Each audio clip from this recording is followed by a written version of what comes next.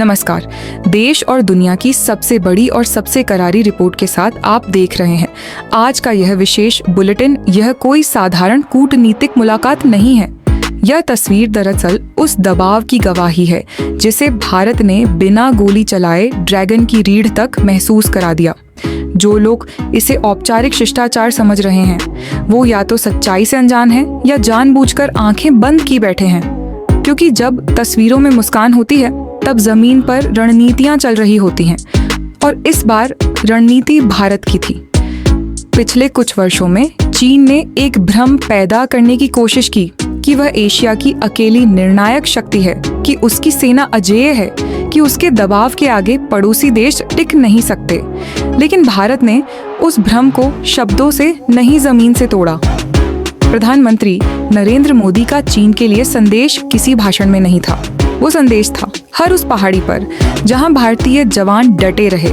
वो संदेश था हर उस सड़क पर जो रातों रात सीमावर्ती इलाकों में बनकर खड़ी हो गई। वो संदेश था हर उस फैसले में जहां भारत ने साफ कहा अब पीछे हटने का दौर खत्म। चीन को लगा था भारत सिर्फ बयान देगा। चीन को लगा था भारत अंतर्राष्ट्रीय मंचों पर सहानुभूति मांगेगा। चीन को लगा था भारत समय खरीदेगा, लेकिन हुआ उल्टा। भारत ने समय नहीं खरीदा, भारत ने स्थिति बदल दी। आज हालात यह हैं कि जो चीन पहले आंखें दिखाता था वही अब कैमरों के सामने हाथ मिलाने को मजबूर है। ये मजबूरी क्यों है? क्योंकि चीन की सेना बड़ी जरूर है, लेकिन ऊंचाई पर उसकी सांस फूलती है। क्योंकि चीन के हथियार आधुनिक जरूर हैं, लेकिन उसके सैनिक पहाड़ों में टिक नहीं पाते। क्योंकि चीन की रणनीति कागजों में मजबूत है, लेकिन जमीनी हकीकत में बिखर जाती है। और यही वह जगह है जहां भारत ने सीधा वार किया, बिना शोर, बिना धमकी, बिना युद्ध। भारत ने अपने इंफ्रास्ट्रक्चर से हमला किया। भारत ने अपनी लॉजिस्टिक्स से दबाव बनाया। भारत ने अपनी सैन्य तैयारी से चीन की गणना बिगाड़ दी। आज सच्चाई यह है कि चीन को हर कदम सोचकर रखना पड़ता है, क्योंकि सामने अब वह भारत नहीं है जो दशकों पहले था। यह नया भारत है जो जवाब देता है, जो रेखा खींचता है, जो सीमा तय करता है। मोदी सरकार की सबसे बड़ी रणनीति यही रही कि दुश्मन को पहले भ्रम में रखा जाए, फिर अचानक जमीन पर सच्चाई रख दी जाए। चीन समझ ही नहीं पाया कि कब भारत ने अपने पहाड़ों में ताकत जमा ली, कब एयर स्ट्रिप्स ऑपरेशनल हो गई, कब मिसाइल सिस्टम तैनात हो गया, कब जवानों की संख्या बढ़ चुकी थी। और जब चीन ने आंख उठाकर देखा तो सामने एक दीवार खड़ी थी। आज यही वजह है कि चीन सीधे टकराव से बचता है। आज यही वजह है कि चीन बातचीत की तस्वीरें दिखाता है। आज यही वजह है कि चीन शब्दों में नरमी दिखाने की कोशिश करता है। लेकिन दुनिया अब समझ चुकी है। जर्मनी जैसे देश जो कभी सिर्फ व्यापार की भाषा बोलते थे, अब भारत की सैन्य क्षमता पर बयान दे रहे हैं। यूरोप जानता है कि एशिया में संतुलन भारत के बिना संभव नहीं। जापान जानता है कि समुद्री सुरक्षा भारत के बिना अधूरी है। ऑस्ट्रेलिया जानता है कि इंडो पैसिफिक में अगर कोई चीन को रोक सकता है तो वह भारत है। और अमेरिका यह सच्चाई बहुत पहले समझ चुका है। चीन की परेशानी सिर्फ भारत नहीं, चीन की परेशानी ये है कि भारत अकेला नहीं। आज चीन पर दबाव हर दिशा से है। आर्थिक मोर्चे पर, टेक्नोलॉजी मोर्चे पर, कूटनीति मोर्चे पर, और सबसे ज्यादा सैन्य विश्वसनीयता के मोर्चे पर। क्योंकि जब सेना सिर्फ दिखावे की राह जाए तो उसकी चमक ज्यादा दिन नहीं टिकती। भारत की सेना बोलती नहीं, भारत की सेना काम करती है। और यही बात चीन को सबसे ज्यादा चुभती है। बीजिंग में बैठे रणनीतिकार जानते हैं कि अगर हालात बिगड़े तो भारत सिर्फ प्रतिक्रिया नहीं देगा, भारत स्थिति बदल देगा। यही डर है जो चीन को पीछे हटने पर मजबूर करता है। यह डर किसी बयान से नहीं आया, ये डर भारतीय तैयारी से आया। आज सीमा पर हालात बिल्कुल साफ हैं। भारत ने साफ कर दिया है कि 1 इंच जमीन भी सौदे का हिस्सा नहीं। भारत ने साफ कर दिया है कि बातचीत तभी होगी जब स्थिति संतुलन में होगी, और संतुलन अब भारत के पक्ष में है। चीन की कोशिश है कि दुनिया को लगे सब सामान्य है, लेकिन सामान्य तब होता जब चीन को हर बार पीछे न हटना पड़ता। ड्रैगन की असली घबराहट कैमरों से बाहर है। ड्रैगन की असली चिंता उसके अंदरूनी हालात हैं। ड्रैगन की असली कमजोरी उसकी अर्थव्यवस्था है। ड्रैगन की असली मुश्किल उसकी सेना का मनोबल है और इन सबके बीच भारत एक शांत लेकिन ठोस शक्ति की तरह खड़ा है। ना कोई उकसावा, ना कोई जल्दबाजी, सिर्फ सटीक रणनीति। मोदी का संदेश बहुत सीधा है। भारत लड़ाई नहीं चाहता, लेकिन भारत दबाव में भी नहीं झुकेगा। यह संदेश चीन तक पहुंच चुका है, इसीलिए तस्वीरों में हाथ मिल रहे हैं। लेकिन सवाल अब भी बाकी है, क्या ये पीछे हटना स्थायी है या ये सिर्फ समय खरीदने की कोशिश? क्योंकि इतिहास गवाह है, चाइन की चालें लंबी होती हैं और भारत यह जानता है। इसीलिए भारत सतर्क है, इसीलिए भारत तैयार है, इसीलिए भारत शांत है। शांति कमजोरी नहीं, शांति आत्मविश्वास का संकेत होती है और आज भारत आत्मविश्वास से भरा हुआ है। यही वजह है कि दुनिया भारत को सुन रही है, यही वजह है कि दुनिया भारत को गंभीरता से ले रही है, यही वजह है कि चीन अब अकेला पड़ता जा रहा है। ये कहानी अभी खत्म नहीं हुई, ये सिर्फ पहला अध्याय है। आगे क्या होगा, किस दिशा में समीकरण जाएंगे, कितनी दूर तक चीन पीछे रहेगा, यह सब आने वाला समय बताएगा। लेकिन एक बात तय है, अब फैसले एक तरफा नहीं होंगे।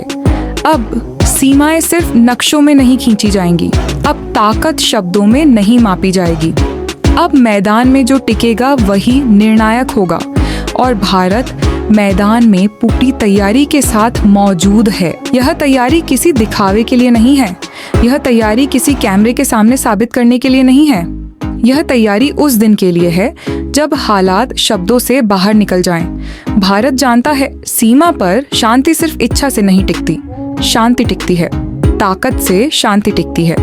तैयारी से चीन यही भूलकर बैठा था कि भारत संयम को कमजोरी समझता है। यही उसकी सबसे बड़ी रणनीतिक भूल थी। जब भारत ने संयम दिखाया तब चीन ने उसे अवसर समझ लिया, जब भारत ने चुप्पी रखी तब चीन ने उसे डर समझ लिया। लेकिन जिस दिन भारत ने चाल चली उस दिन बीजिंग को एहसास हुआ कि उसने गलत पढ़ लिया।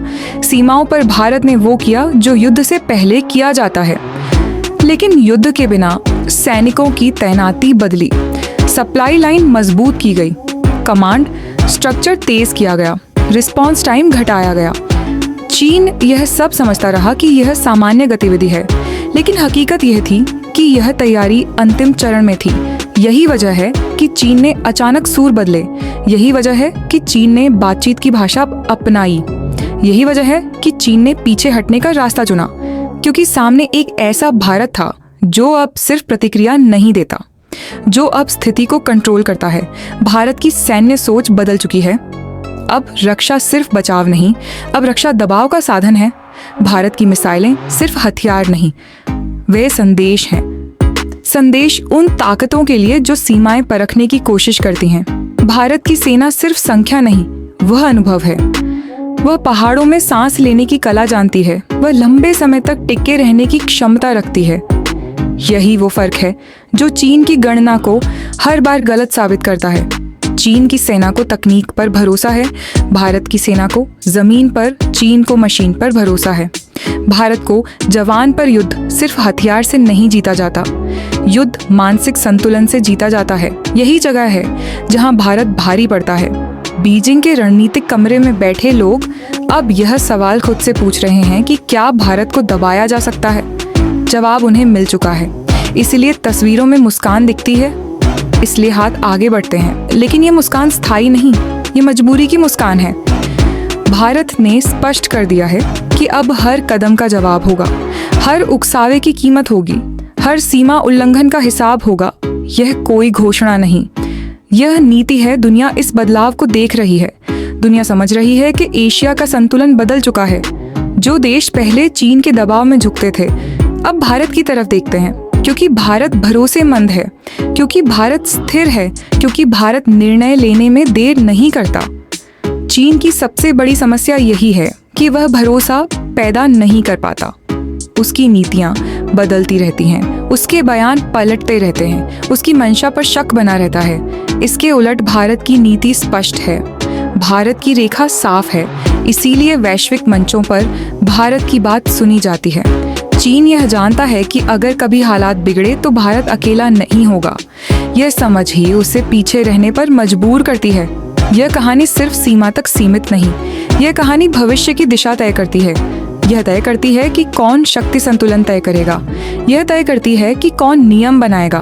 भारत अब नियम मानने वाला नहीं, भारत नियम तय करने की स्थिति में है। यही बदलाव सबसे बड़ा है। ये बदलाव रातों रात नहीं आया, इसके पीछे सालों की तैयारी है, इसके पीछे राजनीतिक इच्छा शक्ति है, इसके पीछे सैन्य अनुशासन है। मोदी सरकार ने एक बात साफ कर दी कि राष्ट्रीय सुरक्षा समझौते का विषय नहीं, राष्ट्रीय सुरक्षा प्राथमिकता है। इसी प्राथमिकता ने भारत को वहां पहुंचाया जहां आज वह खड़ा है। चीन को यह स्वीकार करना पड़ा कि सामने एक मजबूत दीवार है। ये दीवार बयान से नहीं बनी, ये दीवार जमीन से बनी है, ये दीवार जवान से बनी है, ये दीवार संकल्प से बनी है। अब सवाल यह नहीं कि चीन अगला कदम क्या उठाएगा, सवाल ये है कि क्या चीन दोबारा वही गलती करेगा, क्योंकि अगली बार भारत और ज्यादा तैयार होगा। यही सच्चाई है, यही हकीकत है। भारत शांति चाहता है, लेकिन वह शांति अपने आत्मसम्मान पर नहीं खरीदेगा। ये संदेश साफ है, ये संदेश अंतिम है।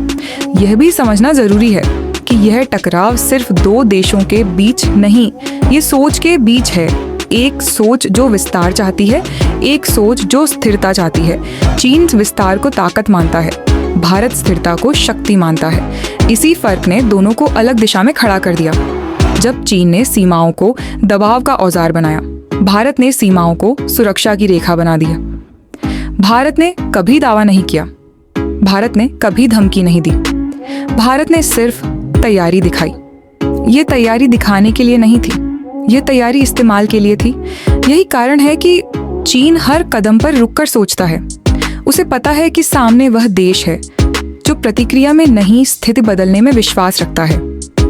भारत की सैन्य योजना अब रक्षात्मक दायरे में सीमित नहीं, यह योजना नियंत्रण पर आधारित है। नियंत्रण समय पर, नियंत्रण दिशा पर, नियंत्रण परिणाम पर। यही नियंत्रण चीन को बेचैन करता है, क्योंकि अनिश्चितता से बड़ी कोई कमजोरी नहीं होती। आज चीन अनिश्चित है, भारत नहीं। भारत जानता है कि उसे क्या करना है, कब करना है, किस स्तर तक करना है। चीन केवल यह अनुमान लगाता है कि भारत क्या कर सकता है। यह अंतर बहुत बड़ा है। सीमा पर तैनात हर भारतीय जवान आज सिर्फ आदेश का पालन नहीं करता, वह स्थिति को पढ़ता है, वह हालात को समझता है। यही स्वतंत्रता, यही प्रशिक्षण, यही भरोसा सेना को मजबूत बनाता है। चीन की सेना में आदेश ऊपर से आता है, भारत की सेना में निर्णय जमीन पर होता है।